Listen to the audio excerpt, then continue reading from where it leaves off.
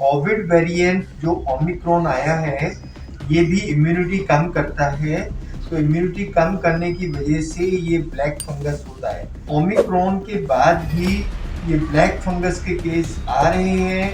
इसका रीजन ये है कि इम्यूनिटी कम हो रही है। कोई भी ब्लैक फंगस का सिम्टम जैसे नाक के आसपास सूजन का होना और सुन्नपन होना, या आँख बाहर की तरफ को आना, या आँख से कम दिखना, नाक से काला काला कुछ पदार्थ आना, कि जो भी इम्यूनो कॉम्प्रोमाइज पेशेंट हैं वो ब्लैक फंगस के सिम्टम्स को हल्के से ना लें, और जो अनकंट्रोल डायबिटीज है वो भी ब्लैक फंगस को हल्के से ना लें।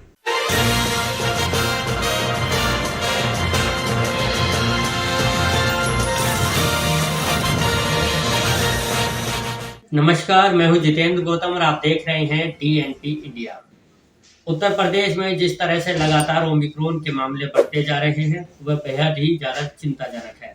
इसके अलावा अब मैं आपको याद दिला दूं, जब कोरोना की दूसरी लहर आई थी तो उस दूसरी लहर में ब्लैक फंगस और वाइट फंगस के बहुत ज़्यादा केसेस मिल रहे थे, जिससे लोग बेहद ज़्यादा परेशान थे, क्योंकि ब्लैक फंगस और वाइट फंगस का जो इलाज था वो कोरोना के मुकाबले बेहद ही ज़्यादा महंगा था और मौत बेहद ही ज़्यादा दर्दनाक थी।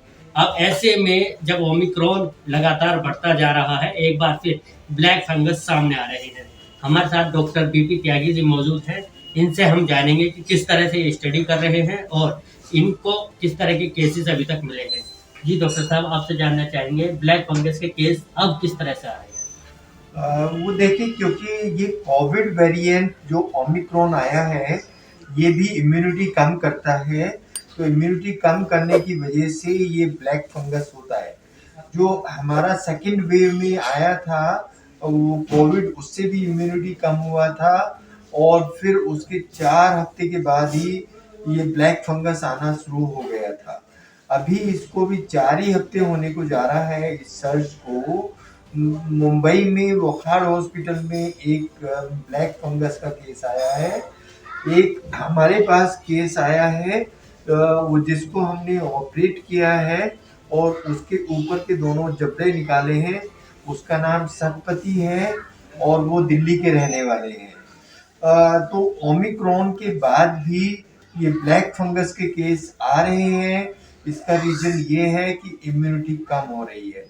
कोई भी ऐसा सज्जन जिसको ओमिक्रॉन आके गया हो, एक तो उसको अवॉइड ना करें। कोई भी ब्लैक फंगस का सिम्टम जैसे नाक के आसपास सूजन का होना और सुन्नपन होना, या आँख बाहर की तरफ को आना, या आँख से कम दिखना, नाक से काला काला कुछ पदार्थ आना, ऐसा कुछ भी लगता है तो वो ब्लैक फंगस हो सकता है।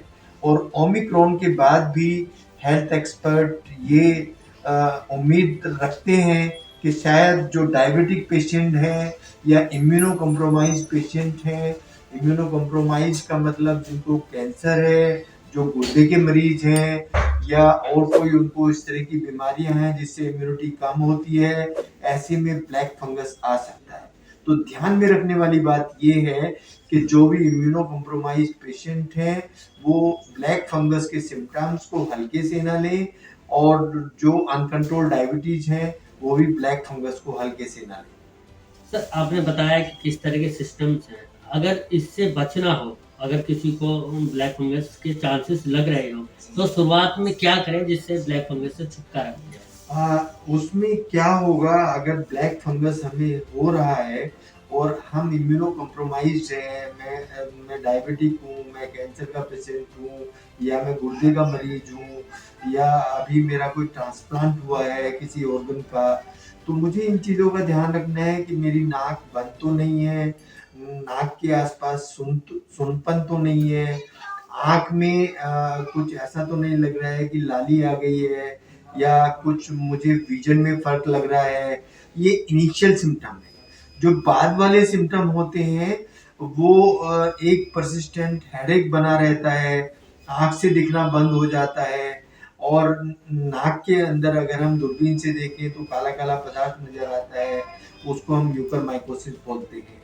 जो तीसरा सिम्टम है, ये जब ब्रेन की तरफ फैल जाता है तो आँख से दिखना तो बंद हो ही जाता है, उसके बाद सिर दर्द होता है, उसको एपिलेप्सी भी हो सकता है, उसको उल्टी जैसे सिम्टम भी हो सकते हैं।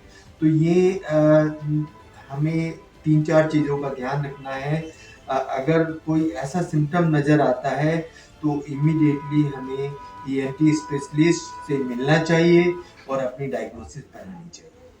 तो बिल्कुल देखा आपने किस तरह से ब्लैक फंगस एक बार फिर निकल कर सामने आया है। ऐसे में लोगों को ज़रूरत है, जिनको ओमिक्रॉन हुआ है वो बेहद ज़्यादा सतर्क रहें, क्योंकि ज़रा सी लापरवाही आपके लिए बेहद ही ज़्यादा हानिकारक हो सकती है। गाज़ियाबाद से मैं जितेंद्र गौतम।